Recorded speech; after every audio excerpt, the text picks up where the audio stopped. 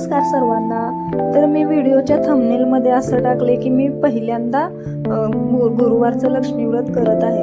तर मी पहिल्यांदा ह्यासाठी म्हटलं आहे की मी असं व्हिडिओ वगैरे शूट करून किंवा चॅनलमध्ये अपलोड पहिल्यांदा करत आहे।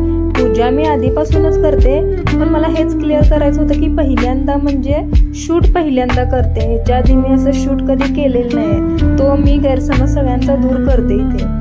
तर पूजेसाठी म्हटलं की आधी घर स्वच्छ करायला पाहिजे, म्हणून मी घर स्वच्छ करायला घेतलं। सकाळी लवकर उठून सगळं फरशी वगैरे पुसून रांगोळी काढून घेतली दारात। मी याच्या आधी पण रांगोळी भरपूर काढायचे, पण आता मी बंद केले। फक्त काही सण वगैरे असतील तेव्हाच रांगोळी काढते, नाही आधी मी डेली रांगोळी काढायचीच। तर पूजेची मांडणी वगैरे केली, आधी घरातील देवपूजा केली, मग देवाची पूजेची मांडणी केली। मांडणीमध्ये जर माझ्या काही चुका झाल्या असतील, माझे काही क्रम चुकले असतील, तर ते गडबडीत असं झालेलं असेल तर त्याबद्दल क्षमस्व। पूजा मांडताना मला एवढं छान वाटत होतं की अगदी प्रसन्न वाटत होतं। तर पूजा मांडण्याची पद्धत प्रत्येकाची वेगळी असू शकते, तशी माझी थोडी वेगळी आहे। मी सकाळी देवपूजा केले लगेच पूजा मांडून घेते आणि समई वगैरे मग संध्याकाळी मी लावते। सकाळी लवकर उठून आधी पूजा मांडून घेतली, बाकीची सगळी कामे करून घेतली। धन्वीतला टिफिन केला, त्याला शाळेत सोडले। त्याला शाळेत सोडल्यानंतर घरी येता पूजेचं सगळं साहित्य घेतलं आणि एवढी गर्दी होती मार्केटमध्ये, बाप रे बाप भरपूर गर्दी होती। साहित्य घेता मला तासभर तिथेच झाला। मग घरी येऊन बाकीची कामे पटपटावरली, सकाळचा सगळा स्वयंपाक झालेला ते सगळं आवरून परत संध्याकाळच्या स्वयंपाकाच्या तयारीला लागले। माझे व्हिडिओ जर तुमच्यापर्यंत पोहोचत असतील तर व्हिडिओ पूर्ण बघत चला आणि चॅनलला सबस्क्राईब करायला विसरू नका, लाईक देखील करत चला। कसं आहे, तुमच्या सबस्क्राईब आणि लाईकमुळे मला थोडं आणि ऊर्जा मिळते व्हिडिओज बनवायची ना। एखाद्या वेळेस कसं होतं की एखाद्या व्हिडिओला लाईक जर कमी आले आणि दिवसभरात जर सबस्क्राईब झाले नाहीत तर मग असं खच्चीकरण झाल्यासारखं वाटतं। त्यामुळे प्लीज मला तुमचा सपोर्ट हवा आहे आणि तुम्ही सपोर्ट मला लाईक आणि सबस्क्राईब करूनच देऊ शकताय। त्यामुळे माझ्या चॅनलला लाईक आणि सबस्क्राईब तुम्ही करा, मला सपोर्ट करा, मला तुमच्या सपोर्टची गरज आहे।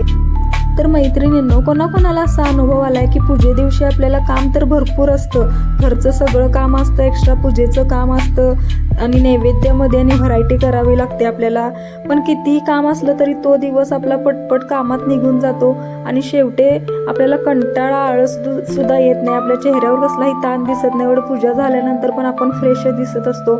तर असा अनुभव तुम्हालाही देखील आला आहे का? कारण की मला असा अनुभव प्रत्येक वेळेस येतो, कितीही काम असलं तर ते काम करून कंटाळा येत नाही आणि उलट चेहऱ्यावरती आपल्या फ्रेशपणाच असतो, चेहरा अगदी आपला टवटवीत असतो। तर इथे मी रांगोळी काढलेली आहे। जागेच्या अभावी मी रांगोळी जास्त काढत नाही देवघरात, फक्त श्री महालक्ष्मी नमः इतकंच लिहिलेलं आहे, नाहीतर इतर वेळेस मी छान रांगोळी काढते।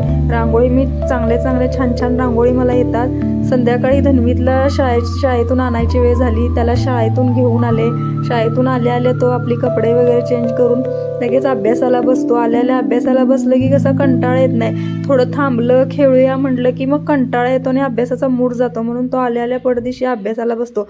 माझी इकडे स्वयंपाकाची तयारी झालेली, फक्त मला पुऱ्या करून घ्यायच्या होत्या। पुरीचं पीठ मी ऑलरेडी, पुऱ्या फुगण्यासाठी मी तुम्हाला इथे एक टिप्स देते, माहिती असेलच बऱ्याच जणींना, तरीही ज्यांना माहिती नाही त्यांच्यासाठी उपयोगाचं पडेल। तर पुरीचं पीठ थोडं घट्टच मळायचं आणि ते मळते वेळेस त्यामध्ये मैदा आणि रवा, बारीक रवा टाकायचा 1 चमचाभर, म्हणजे पुऱ्या छान आपल्या फुगतात।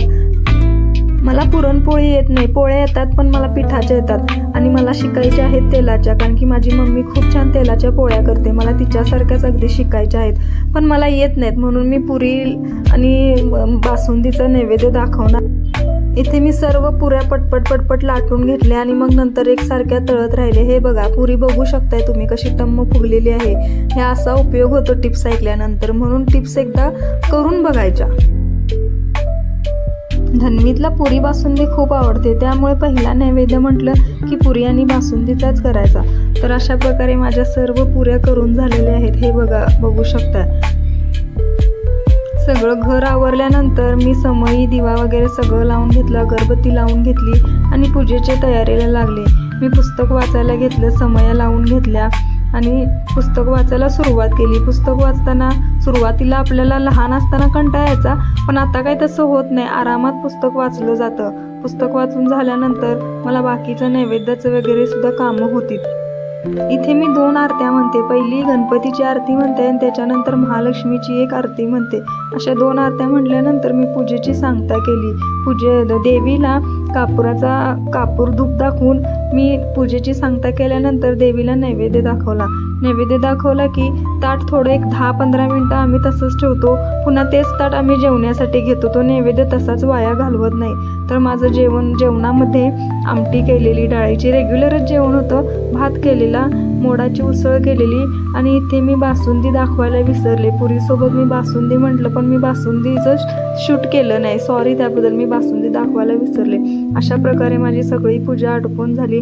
तुम्हाला माझी पूजा कशी वाटली हे मला कमेंटमध्ये नक्की सांगा आणि सपोर्ट